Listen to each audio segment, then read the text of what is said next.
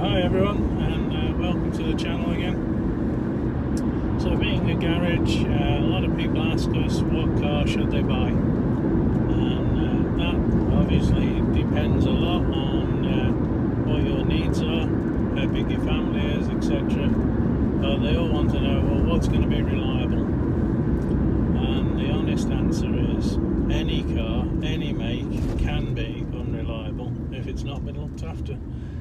And that is the big secret, is having a good maintenance schedule for your car and having it looked after, and getting a car there. The previous owner had the same philosophy, so you want a car that's got a good service history and looks like it's been looked after. So if you're buying a really old car in the UK, check the MOT history before you go and look at it.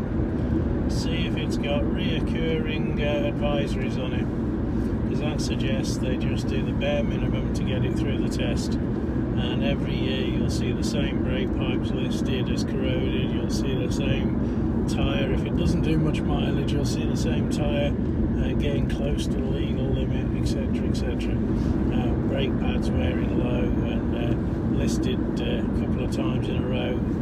That means they're only doing the bare minimum. If you see a car where every year it passes the test without any failure, then there's a good chance that's because it's being looked after really well. So they put it in for a service with the dealer maybe, and the dealer says, oh, you could do with a set of brake pads, etc. Then when it comes to MOT time, it doesn't need anything. And so that's a good tip, is go on the government website, it's free to use. Just check the MOT history of the car before you even go and look at it. If it looks like it's a real disaster of a car, and you'll see the disaster because every year as it gets older, more and more things start failing the MOT. So it starts with a reasonably short list when it's 3 years old maybe. In fact, it might not have anything at 3 years old, but then 4 years old, it's got some little points and then some advisories, and then the following year, same advisories are still there. Following year, it probably fails on those advisories then, and you're seeing a growing list of failures and advisories. So that's one way of avoiding a bad car that hasn't been looked after. But in general, there are some cars that are more reliable than others, and you're generally looking at things like Toyotas. They tend to be pretty bulletproof, but the problem with that is a lot of taxi drivers buy them, and so they have Starship mileage on them, and you're buying them after a taxi driver's got to a point where it's starting to cost big money. So again, if you can get a low mileage Toyota and you can get one that's been looked after, that's one thing. But if you're buying an older one and it's got massive miles on it, there's a fair chance it's been a taxi. So you have to be careful with Toyotas. But the reason they're bought for taxis is because they are generally very good, just not after the taxi drivers on them. People sort of rate German cars, and if you're looking at a German car, then VWs are good. The later stuff does have issues with things like DPFs, and the more the emissions are getting tighter on them, the more they seem to be having problems with DPFs, EGRs, that sort of problem.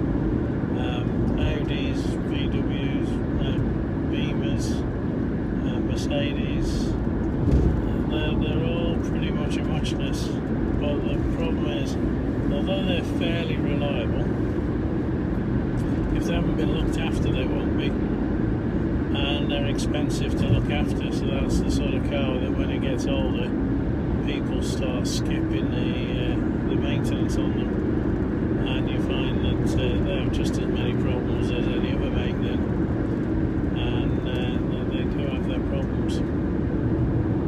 And the trouble with a premium brand is they come with premium prices to repair them, so the parts are always dearer and they're always really quite costly to keep on top of. Even things like the oil now, the oil on premium cars, you get different grades. Everything used to be 530 at one time, and you can get the oil as a garage quite cheaply, but nowadays you can't, and you have to buy the specific oil grade for that car, and it gets quite expensive. So service costs are going up as different oils are becoming available that are pricier.